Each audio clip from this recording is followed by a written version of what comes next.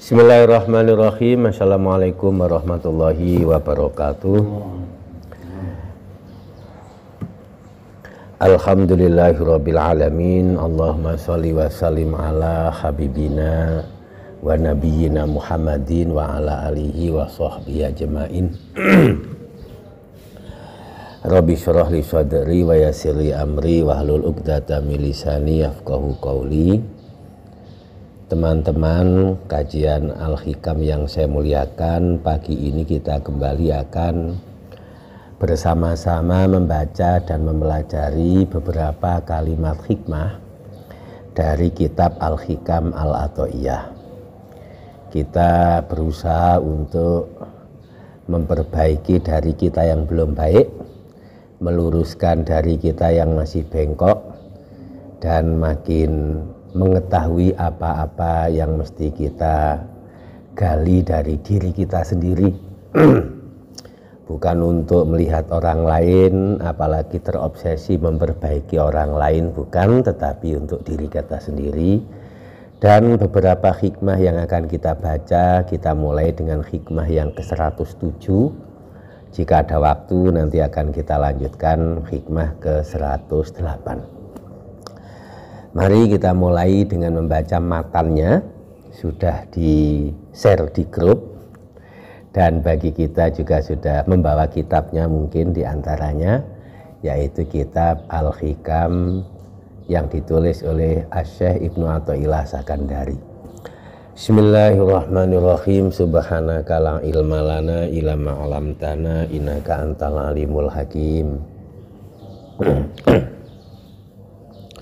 Qalal musonifu Ibnu Athaillah Sakandari, la yukhafu alaika antal tabisat turuku alaika wa inama yukhafu alaika min ghalabatil hawa alaika. Hikmah ke-107 kita terjemahkan dulu. La yukhafu alaika antal tabisat turuku alaika. Tidak dikhawatirkan atasmu berbagai jalan yang mirip atau berbeda-beda. Jadi kita yang dikhawatirkan atas kita oleh kita, ini bukan salah jalan, bukan salah tarikat, bukan tidak benar ormas dan madhab. Yang perlu kita khawatirkan bukan itu. Tapi yang mesti lebih kita khawatirkan adalah wa inama yukhafu alaika min ghalabatil hawa alaika. Yang perlu kita khawatirkan adalah tekanan hawa nafsu yang mengalahkan kita, motivasi yang salah atas kita. Itu terjemah bebas dari hikmah yang ke-107. Mari kita perdalam dan kita ulangi lagi. La yukhafu alaika antal tabisa aturuku alaika wa inama yukhafu alaika min ghalabatil hawa alaika. Tidak dikhawatirkan atas kita iltibasut turuk, kemiripan atau mungkin, maaf ya Pak Haji Akbar ya, saya matikan saja ini karena memang apa? Jelas kan suaranya? Masih jelas ya? Oke. Tidak kita khawatirkan atas kita perbedaan-perbedaan yang ada dalam cara kita beribadah, contohnya. Cara kita melakukan kebaikan, contohnya. Kemiripan, iltibas, atau jangan-jangan kita dalam jalan yang sesat, itu jangan terlalu dikhawatirkan. Yang kita khawatirkan adalah ghalabatil hawa, dominasi daripada ego diri, dominasi daripada keinginan diri kita mengalahkan apa yang dikehendaki oleh Allah Subhanahu wa Ta'ala atas kita ketika kita beribadah. Rekan-rekan yang saya muliakan, saya ingin mengembangkan hikmah ke-107 ini dengan beberapa hal yang mungkin relevan dengan kita. Memang hikmah ke-107 biasanya dipahami seperti ini. La ikraha fiddin qad tabayyana rusdu minal ghayy. Dalam beragama ini tidak ada paksaan. Yang baik sudah jelas, yang buruk sudah jelas. Rasulullah juga bersabda, al halalu bayyinun wal haramu bayyinun. Yang halal jelas, yang haram jelas. Kita tinggal milih yang halal, tinggalkan yang haram. Sholat itu sudah jelas baik. Melakukan sholat pasti baik. Meninggalkan sholat pasti buruk. Nah, tentang cara-cara kita sholat kadang-kadang beda. Tidak usah terlalu dikhawatirkan. Kebetulan Pak Azril orang Sumatera Barat, kalau sholat nggak pakai kunut, kalau membaca Fatihah tanpa basmalah, tidak usah terlalu khawatirkan. Tidak usah terlalu dikhawatirkan itu. Nah, Gus Bruri orang Jawa Timur, NU-nya kental, sekental kopinya. Ya. Nggak bisa kalau subuh tak pakai kunut, sholat basmalah setiap Fatihah.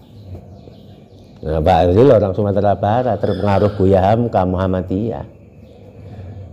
Pak Haji Akbar orang Jawa Barat, beda lagi, Persatuan Islam dekatnya, terpengaruh oleh Ahasan. Jadi kita itu masing-masing kadang-kadang toriknya berbeda. Turuk jamak daripada torikoh. Cara kita berbeda dalam melaksanakan ibadah, dalam memahami kebaikan-kebaikan yang ditanamkan oleh Allah dalam agama kita yang mulia itu. Jadi kalau gitu kita nggak usah memikirkan ini bagaimana dalil kita sholat. Ya perlu, penting, ya penting.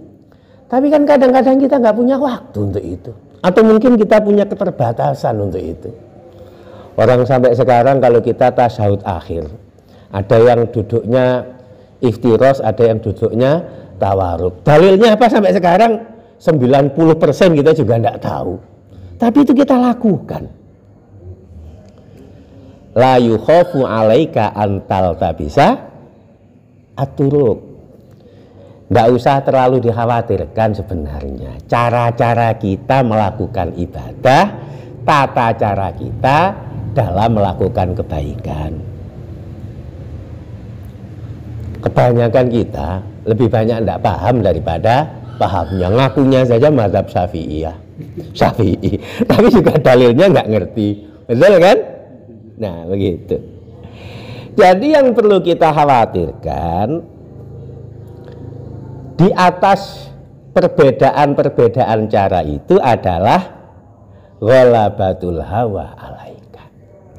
Motivasi apa yang membuat kita beribadah, apa yang membuat kita melakukan kebaikan yang diperintahkan oleh Allah Subhanahu wa Ta'ala. Itu yang lebih perlu untuk kita khawatirkan. Maka dalam hal ini berlakulah apa yang disabdakan oleh Rasulullah, niyatul mukmin ablaghu min amalihi. Niatnya seorang yang beriman itu lebih berpengaruh, lebih kuat daripada amalnya. Sama-sama kita infak 1 juta untuk musola ini Pak Azril. Pak Azril ikhlas, saya penuh riak. Beda tidak? Beda. Modenya sama-sama infak 1 juta. Saya sama Pak Haji Akbar sama-sama sholat. Saya ingin pamer dengan bacaan saya. Pak Haji Akbar sholat jadi imam, ikhlas lillahi ta'ala. Bacaannya mungkin lebih jelek daripada saya. Beda atau sama? Mungkin sama-sama sholat, tapi beda. Gara-gara apa? Niatnya yang berbeda. beda. Saya ghalabatul hawa, Pak Azril ketika infak ikhlas. Saya ghalabatul hawa ketika sholat, Pak Haji Akbar ketika sholatnya mukhlisina lillahi ta'ala. Nah, jadi kembali kepada hikmah yang ke-107 ini, perbedaan-perbedaan yang oleh Allah diciptakan. Kita nggak memilih lahir di Sumatera Barat, di Jawa Barat, nggak memilih lahir di Indonesia atau di Eropa atau di Afrika. Kita ternyata punya cara yang berbeda dalam mengekspresikan kebaikan-kebaikan kita. Ya Bani Adama, qad anzalna alaikum libasa yuwari sawatikum warisha. Wahai Bani Adam, kami turunkan kepada kalian, yaitu baju yang menutupi kalian sebagai penutup aurat, sebagai juga perhiasan, membuat kita pantas sebagai manusia. Loh, ternyata baju atau busana yang kita pakai untuk sholat antara kita di Indonesia dengan kita ya saudara kita di Afrika beda. Kopiah dan lube yang kita pakai dengan saudara kita di Pakistan dan India beda. Belum lagi saudara-saudara kita yang di Eropa atau di Turki yang mungkin terpengaruh oleh modernisasinya Mustafa Kamal dan lain sebagainya beda. Ternyata cara kita dalam mengimplementasikan apa yang diperintahkan oleh Allah itu beda-beda. Termasuk dalam mazhab juga begitu. Nah, inilah rekan-rekan yang saya muliakan, niyatul mukmin ablaghu min amalihi. Dalam redaksi lain Rasulullah juga bersabda, niyatul mukmin khairun min amalihi. Niatnya orang yang beriman itu lebih baik daripada amalnya. Tadi kan ablahu, lebih penting, lebih berat. Wa niyatul fajir syarrun min amalihi. Niatnya orang yang fasik itu lebih buruk daripada amalnya. Karena kalau dia nggak punya niat, amalnya nggak akan terlaksana. Rekan-rekan yang saya muliakan, alih-alih bahwa hadis ini adalah hadis yang doif, hadis yang lemah, bisa kita jadikan motivasi. Tapi semua kita sepakat bahwa pentingnya niat dalam kita melakukan apapun ibadah yang kita lakukan. Bahwa hadis innamal a'malu binniyat dinilai sebagai sepertiga daripada amal. Ada yang mengatakan itu adalah setengah daripada ibadah. Demikian pentingnya kita menata niat, motivasi kita, yaitu dalam rangka semata-mata wa ma umiru illa liya'budu, bahwa kita diperintahkan beribadah, tapi mestinya mukhlishina lahud din, harus betul-betul ikhlas. Maka yang perlu kita khawatirkan adalah yukhafu alaika min ghalabatil hawa alaika, bahwa kita termotivasi oleh ego diri kita, keinginan diri kita, nafsu dan hawa nafsu, mengalahkan hati nurani kita untuk taat ikhlas kepada Allah. Itu yang lebih perlu kita waspadai dibandingkan kita khawatir terhadap perbedaan-perbedaan cara, mekanisme, dan tata kita beribadah kepada Allah Subhanahu wa Ta'ala. Rekan-rekan yang saya muliakan, la yukhafu alaika antal tabisaturuku alaika wa innama yukhafu alaika min ghalabatil hawa alaika.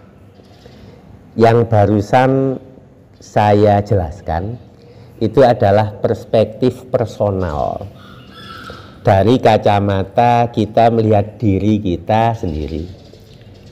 Mari kita sedikit kembangkan hikmah ke-107 ini dengan hal-hal yang mungkin relevan dalam kehidupan kita sebagai manusia yang biasanya berkelompok, terhimpun dalam suatu ormas, atau kita menjadi bagian dari mazhab tertentu, atau bahkan kita ada dalam tarikat-tarikat tertentu. Mungkin ada di antara kita yang ikut tarikat Naqsabandiyah, yang satunya Qadiriyah, yang satunya Syadiliyah, atau yang lain-lain. Mungkin di antara kita ada yang aktif di ormas ini, yang lain di ormas yang lain, yang satunya di ormas yang berbeda. Ini penting untuk kita mengukuhkan la yukhafu alaika antal tabisa aturuk. Kita tidak usah khawatir bahwa kita sudah ada di ormas ini, sudah di tarikat ini, sudah bergabung dengan kelompok ini. Asal tidak betul-betul melanggar prinsip yang asasi, ya tidak usah kita terlalu khawatir itu.